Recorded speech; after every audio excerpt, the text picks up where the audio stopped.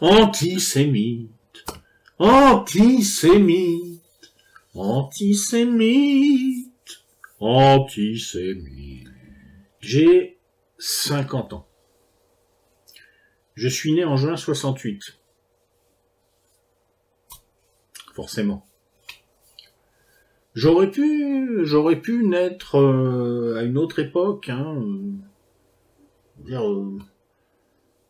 24 siècles et quelques plus tôt, j'aurais pu écouter Socrate enseigner la philosophie, mais bon, comme je suis né en 1968, ben j'ai écouté Bernard-Henri Lévy enseigner la lutte contre l'antisémitisme. La seule explication que je vois, c'est un truc bouddhiste. J'ai merdé dans une vie antérieure, alors on a dit, lui, il va naître en France en 1968. Et me voilà à parler de la question de savoir si les gilets jaunes sont antisémites. C'est le nouveau truc.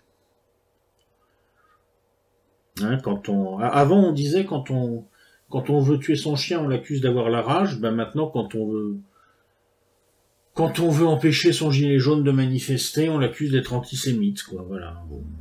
Alors on a trouvé bien sûr un hurluberlu pour gueuler sur Finkielkraut. Je soupçonne Finkielkraut d'en avoir tiré une forme de jouissance obscure.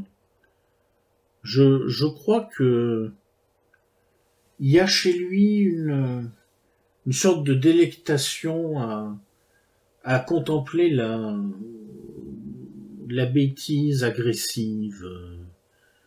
Ce que je peux comprendre d'ailleurs, hein, ce que je peux comprendre. Bon, je n'irai pas jusqu'à dire qu'il l'a fait exprès. Hein. Enfin, c'est trouvé comme ça, voilà. Et puis bien sûr, on a pris quelques photos de tags idiots, des crétins qui ont dessiné des croix gammées à l'envers en général. Il y a un magasin sur lequel un hurluberlu a écrit Juden. Bon, alors du coup, naturellement, les gilets jaunes sont antisémites.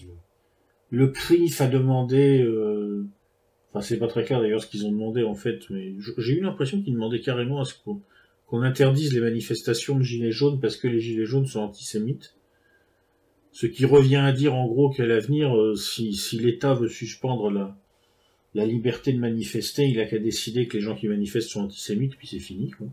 Je veux dire, c'est tellement grotesque, c'est tellement couru d'avance, c'est un sketch tellement éculé, mais waouh, ça me fatigue, quoi. Je veux dire, c'est un truc au départ, ça m'a étonné.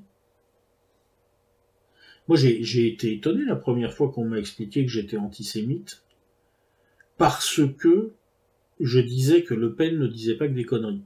Ça m'est arrivé dans les années 80. Je disais, voilà, oui, bon, Le Pen, il a ses bons et ses mauvais côtés, je suis pas forcément un fan, mais quand il dit qu'il faut réguler les flux migratoires, il n'a pas forcément tort. Vous pouvez pas laisser rentrer des millions de personnes en France qui viennent d'une ère civilisationnelle différente et espérer que tout va bien se passer. Quoi, facho?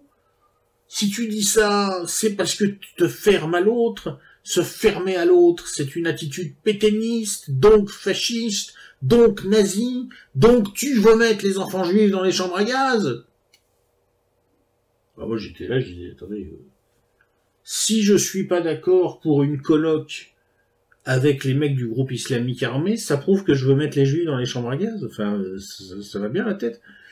Mais c'est pas grave. Voilà. Et ça dure depuis 30 ans. Il y a des mecs qui me traitent de nazi depuis 30 ans.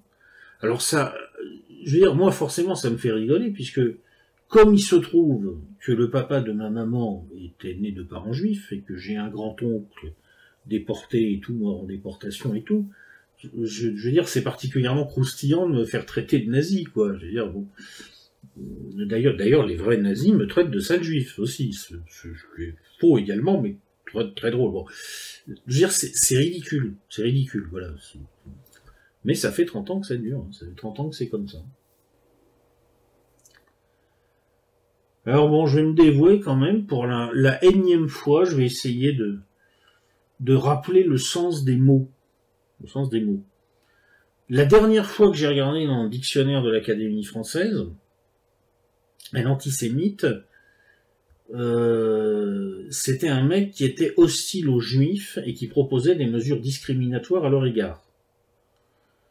Donc c'était un mec qui était hostile aux juifs. Le mec n'est pas hostile au judaïsme.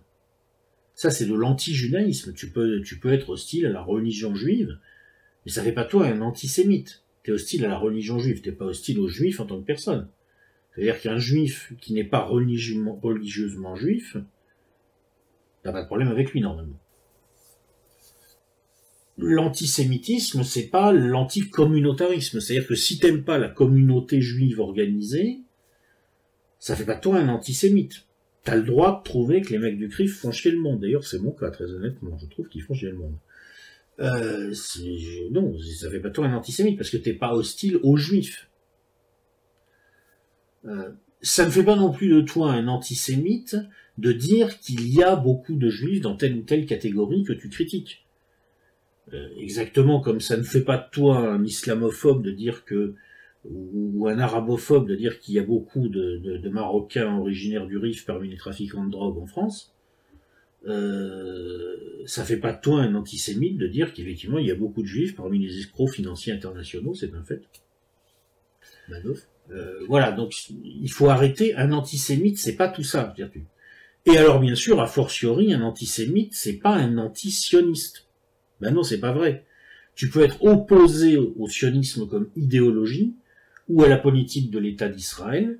Tu peux même estimer que l'État d'Israël ne devrait pas exister. Ça ne fait pas de toi un antisémite. Parce que tu n'es pas hostile aux juifs en tant que personne à ce titre. Après, bien sûr, tu peux avoir des antisémites qui vont être aussi antisionistes. Ça, c'est d'ailleurs assez fréquent. Mais tout antisioniste n'est pas mécaniquement un antisémite. Ça n'a pas de sens. Ça n'a pas de sens.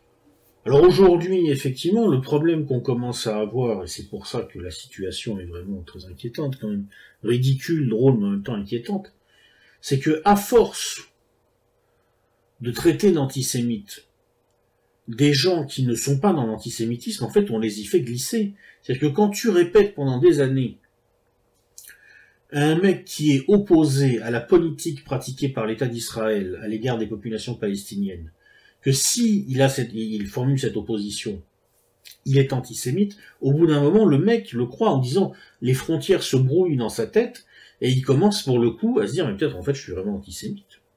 Bah je vais réfléchir à ça sans tabou, est-ce que je suis antisémite?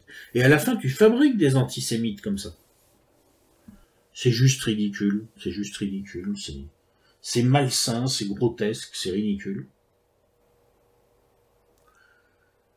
Alors bien sûr, les milieux pro-Israël suivent leur propre agenda. Là, ce qui vient de se passer, c'est qu'ils ont pris appui sur la fragilisation du gouvernement français pour essayer d'obtenir la pénalisation de l'antisionisme, assimilé à l'antisémitisme. Que ça fabrique des antisémites ne les dérange pas, au contraire, il est probable que ça les arrange, puisque ça peut pousser les juifs à partir en Israël. Il est clair qu'à partir du moment où vous avez des gens aussi populaires que Manuel Valls ou Emmanuel Macron pour défendre les juifs, n'est-ce pas, entre guillemets, les juifs, les juifs, ils sont mal. Hein.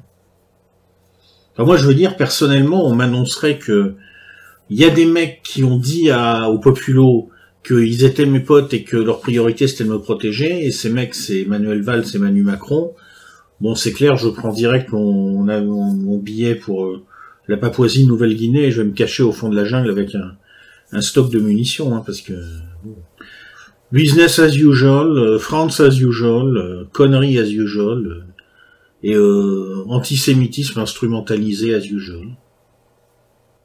Et petite vidéo pour dire mais putain mais quand est-ce qu'on va arrêter ces conneries as usual.